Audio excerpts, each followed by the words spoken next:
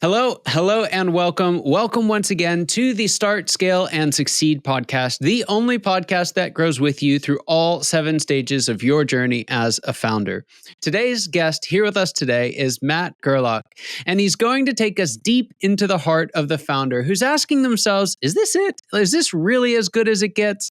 If you're in a season where you would have quit your job if you didn't happen to own the place, this episode is definitely for you. And I don't normally do this, but if you know of another founder, someone in your life who's having a hard time as well, do them a favor, share this episode.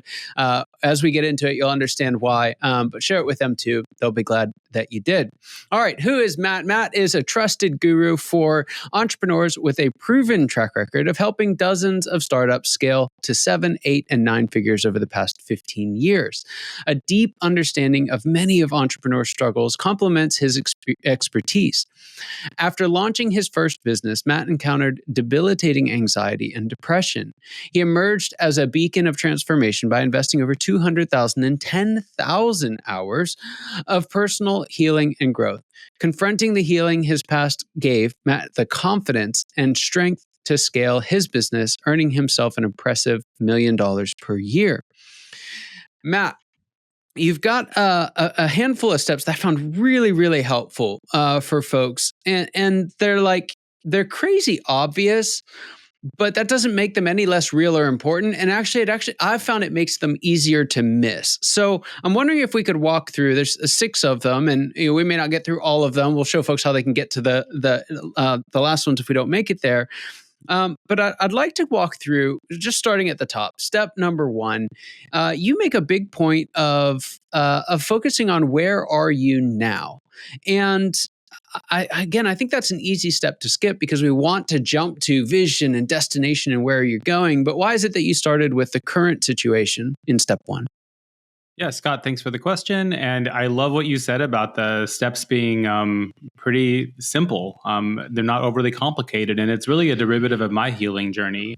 I have done a few fancy framework programs that are just that's not what worked for me. What worked for me was something simple that I could continue to work on in between sessions with my therapists, with my coaches, and everyone else in my life.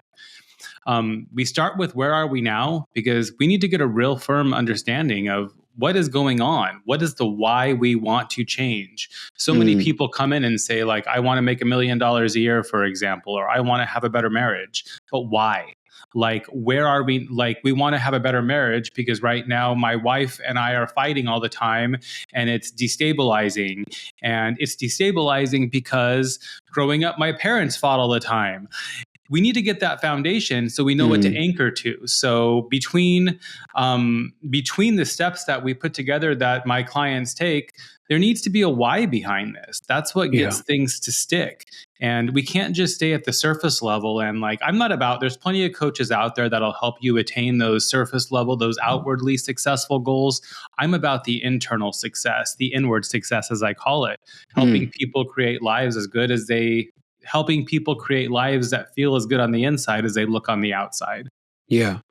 And so because we've got a lot of founders that are listening and many of them would have achieved some of that surface level success, right? For a lot of folks at this stage, it's not a new game, right? They've been playing it for a while. And a part of what I found is so frustrating or disillusioning is they keep hitting these milestones, and on the other side of it, they look around and everything's the same, right? The numbers are just bigger. And so for someone who's in that cycle of just ever setting bigger numbers, what is it that focusing on where they are now, how does that kind of short circuit that cycle? It's so funny you say that too, because one of the first businesses I worked with, the founder, she hit 9 digits and she's like, same problems, just bigger numbers, and I don't think she was any more satisfied at the 9-digit number other than the plaque on the wall, which is it's a cool plaque to have on the wall. Don't get me wrong. But we need to ask ourselves what we really want with our lives. Almost everybody that I worked with, everyone that I asked this question to, would you rather have a business that generates $5 million in revenue, we'll say 60% margins, that you solely own, you have the ability to scale this business to not only where it's making that $5 million, but where you're only working 15 hours a week. You're netting, million and a half dollars a year. Would you rather have that? Or do you want the $100 million business that's extremely leveraged? You have 50 different investors that you're answering to, a team of 300 people, all of their problems, sales that are declining, and you're having to figure out payroll or layoffs and deal with all of these problems, the tariffs right now. I mean, and that Right. is, I mean, some people legitimately want that. Like, nothing wrong with that. Like, our world needs people like that. I just don't work with people like that because I work with people that really actually want that $5 million business, that they have the life that really offers them what they want. But Yeah. very few people ask themselves that. Yeah. And it's a great kind of step into step two. These blend together to some extent, but once you know where you are, you do have to set some goals. And I've got a couple questions for you, but it really revolves around how do you know that they're the right goals? Because from what you just mentioned, and I've seen this happen a lot, for many people, the right goals are actually in their rearview mirror. Right. Sometimes the right goals are going back to a standard of living, a type of work, in the our language here at Scale Architects, an earlier stage where you can achieve the things that you want. You can actually achieve them better sometimes in the rearview mirror. Have you found that to be the case, that it's not always up and to the right, at least in terms of what we normally think like revenue or profit? Most of my clients, not all of them, some of them are scaling from 500 to 1.5 million or something like that. And sadly, in today's life economic situation, 1.5 million isn't necessarily where you're owning a private jet or anything like that. But yeah, I mean, I would say the majority of my clients, it is going, I don't want to say backwards, but it's going back to what actually brings them that fulfillment. It's, having 3 product lines versus 20 product lines. It's actually having a team that only, that's largely freelance, that, is not where they're dealing with the HR nightmare that they're currently dealing with. Right. Absolutely. And so many people just need permission from someone who's been there and done that. Like I'm sure we'll talk about this a bit more, but I have, recently walked away from the business that I had that was giving me 7 digits a year. I don't think that I'm not going to get back there, but also if I don't, like, I have never been happier in my life than I am right now in doing something that is 100% me, where work does not feel like work. And so many people just need permission to have that. Like on my journey, so many of us, here, like, you want to make a business that has a value that could be sold one day. Very, very legitimate. For me, a big part of my journey was like realizing that while that is definitely a path that a lot of people should follow, for me, what I'm looking for, I'm a coach, a mentor, I'm an author. And what I'm really looking for myself is to build a business that I enjoy working in until I'm 75 years old. And some of us just really need help getting permission to actually go after that life that they want to have. Yeah. And I also sometimes take away that word goal and I interchange it with the word aspirations, because it's a little bit less like, it's a little bit less like rigid. It's a little bit less like more and more and more. It's like, what's the life we're actually aspiring to have? Yeah. So many of us don't ask ourselves that, and we're just thinking more and more and more makes us happy, when really what we want is to spend more time with our families and kids and to start surfing. Yeah. There's not a whole lot of surfing in Atlanta. So I'll take your word for it. But no, so there's this really interesting dynamic here, because that permission, you're right, it's a really, really big deal. But it's also kind of the other side of a coin on what's getting us into this problem, which is we're borrowing other people's goals for our life. Right? Mm-hmm. Why is it, especially for founders who in so many ways like either look like or are doing their own thing, why is it that we still get caught up in this kind of permission challenge when it comes to setting our own aspirations and what we want? You just said it. It's that people they're not making their own goals. They're and I don't mean that disparagingly. I mean, we don't know that that's what we're allowed to do until someone really tells us we're allowed to do it. And let me be clear, you don't have to call me to have that permission. There are thousands, if not millions, of books and other places to get this information and learn that you are allowed to create your own business. It has been like one of the most life-changing things in my whole entire life to like realize that people, like the mentors that I've learned from, they design the businesses they want by first identifying the life they want. So many founders start making that business and they're going where the market needs them. They're not ever thinking about the life that they want, and they're just getting themselves into another situation where they have a job, except for they're working for themselves. And like you said at the beginning, they can't quit because they are, they're running everything. And I mean, it's not a horrible place to be in. Don't get me wrong. I mean, a lot of people do that and they walk away with $100 million. A lot of people don't, though. And we're in a situation where, money is not free the way it was to borrow. So there's a lot less investments happening in the world, and businesses have to learn how to become profitable. And for me, like I've always my background before I started working in consulting and coaching was I worked in consumer products, which really set me up for a lot of success because nobody lent money to consumer product companies unless they were profitable. So this whole world of where people get to, borrow millions, if not billions of dollars based off of ideas is not foreign to me, where a lot of people are having to learn that for the first time right now. Right. Right. You even talk about this idea of the $100 million exit. And if you're thinking, but Matt and Scott, what could you imagine what I could do with that money? And I think the kind of response to that is look at the statistics for life expectancy after an exit. Right? Look at the statistics for severe medical conditions within the first year of an exit. It's stunning. It's just staggering. And I think it's because even in that goal, we're still using someone else's goal and justifying it because it seems to be the way to everything else. So one of the things that pops up then is what's actually getting in the way of all of this? And that's step 3 of your process is looking for barriers, not only in the present, but in the past. Walk us through that a little bit. Yeah, I mean, these are all limiting beliefs we picked up along our lives. It could be things that happened in childhood. I mean, we all have traumas that happened in childhood. A lot of people don't love the trauma word.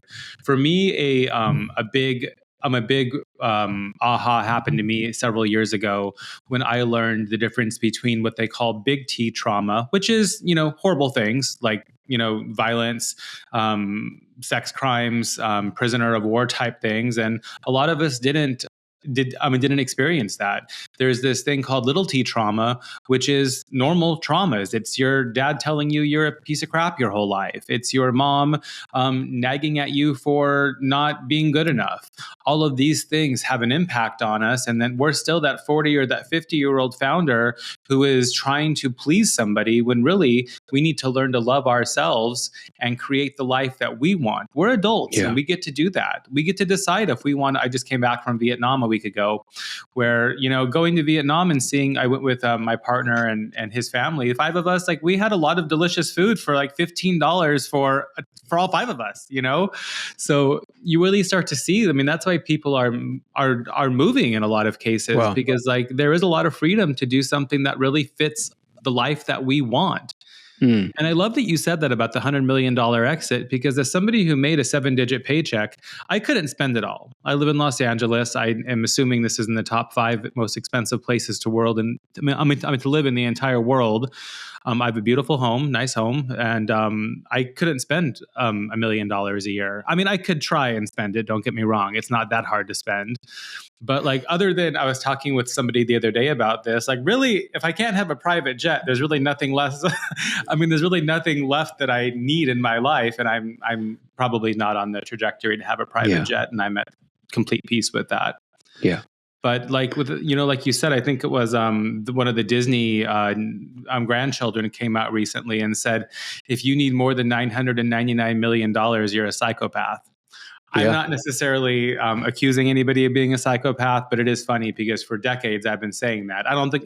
People, sure, have $1 billion. I don't know what someone needs $20 billion or more for, but. And I think what that kind of points to is that the question around particularly organizational size, and I think that's just a proxy for resource availability, right? Is the amount of resource that you need, the size of company you need to build is not dependent really on any type of lifestyle that we typically assign to it. It's what is the nature of the problems that you're trying to solve, right? So the business that you're building, it oftentimes has its genesis in you seeing maybe a small, but oftentimes a very big problem, right? That we face as humanity, as an industry, as whatever, fill in the blank. And what I have found to be one of the most consistent ways to identify the right goals, the right size, is to say, what size do you need to be to solve that problem? Yeah. Right. And I think there's so much purpose that kind of comes along with that. But all of that falls short if we don't actually have a plan to execute on this. And so it takes us to step 4, create a plan, and you advocate for some actionable steps. Now, when it comes to like this really emotionally charged stuff, like if I don't do this as a founder, I'm a failure, or I would have to go back, or I'll never hit this goal that I've told everyone is so important to me all my life, but it was really never my goal in the first place. There's a lot of emotion that comes into that. And sometimes that emotion can kind of freeze us up. So what are some maybe even example action steps that you've seen folks take when they're really walking through how to clear some of these obstacles and get to the goals that they really have for themselves? Yeah, thanks for the question. I mean, a lot of it surrounds self-compassion and just learning to love ourselves. So, I mean, the tools that I have worked with my clients on for that, and again, these aren't crazy things that you haven't heard of. It's mantra type work. So, like writing down every day 3 things why you're worthy of making the choice that you're making, why you're doing who you're benefiting by making this choice. A lot of people are really saving their own lives by de-stressing their lives. That was the situation for me, and that's really what's driven me into this work. I mean, I was suffering from horribly high blood pressure, and I've been to the hospital 2 times thinking I was dying because of it. And I mean, I essentially saved my own life by moving into aligned work, and it's not that it's not hard.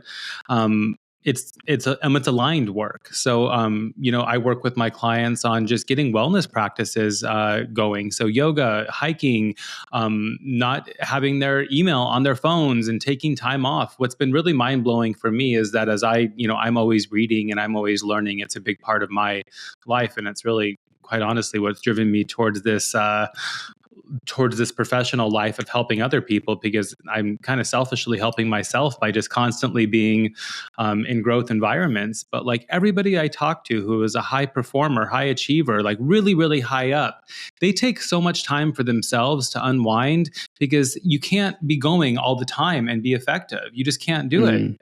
Right. But when it comes down to it, we need to remember that like we are in charge of the businesses we want to create, the lives that we want to create. And to your question, so many people are like pushing for more and more and more. And they're hurting people in the process. They're not taking care of their employees. So by slowing down and de-stressing their lives, de-stressing the businesses, it's actually showing compassion. This is really this really gets me in my heart right now, but it's showing compassion to their employees. It's showing their employees' kids that they're worthy of compassion. Yeah. So I really work with people to understand the why and how their compassion and how them being gentle to themselves and others around them is just this massive impact in everyone that touches this business. And it's just, I mean, I don't buy from companies that are more that are like hurting people along the way. And it's nothing wrong with having a big company. There's a lot of big companies I know of that are purpose driven and really making huge impacts. There's a lot though that are just out for the profits and don't care how their employees get treated. Yeah. So there are 2 more steps. We'll make sure we let folks know how they can get access to them, because there's some exercises and questions. It's just a really, really helpful resource. So we'll get there in just a second. Before we do, though, there's a question, Matt, that I've asked every one of our guests. Now, I'm interested to see what you have to say as well. So the question's this: what would you say is the biggest secret that you wish wasn't a secret at all? What's that one thing you wish everybody watching or listening today knew? Vulnerability is a superpower. It is being kind and gentle with our feelings, and just like in businesses and personal life, so many of us get reactive and we're like, this person's not anticipating what I need. This person's not doing what I expected. If we just lower the bar, like lower our guard and actually like approach that person and say, hi, what you've done has actually hurt me, or I need this because I'm actually really scared of what'll happen if we don't do this. By getting to that deep emotional level and connecting with somebody, we can achieve almost anything in life. Yeah. Yeah, it's fantastic. Matt, where can folks go to find out more about the work that you do, but also where can they go to get these final two steps? Well, I have something really special, actually. In my home, I live in Los Angeles, in the middle of LA. I've started what I call the Friday Brunch Club. So every other Friday, I invite local purpose-driven entrepreneurs into my home for a free brunch, and it's been absolutely incredible how deep and vulnerable we get. So Wow. if anybody's in Los Angeles and wants to attend, I would love for you to reach out. My email, I'll just give it out. I don't normally do this, but it's matt@mattgerlach.com. Send me an email and I'll see if we can get you into one of the Friday brunch clubs. And if you are not and don't know anybody that is and want to connect with me online, my website is mattgerlach.com. All the socials are there. And still feel free to email me if you have any questions, but you can download the guide, the 6-step guide, and in there you can book a free call with me, and happy to talk with you. I'm just in this place of service, and I know what it's like to feel like I'm going to die from the stress that my business is causing me. So I am in service of helping others. Fantastic. Matt, thank you for being on. Just a privilege and honor having you here today. I really appreciate it. Loved this conversation. I know it's going to make a big impact in some folks' lives. For those of you who are watching and listening, you know that your time and attention mean the world to us. I hope you got as much out of this conversation as I know I did, and I cannot wait to see you next time. Take care.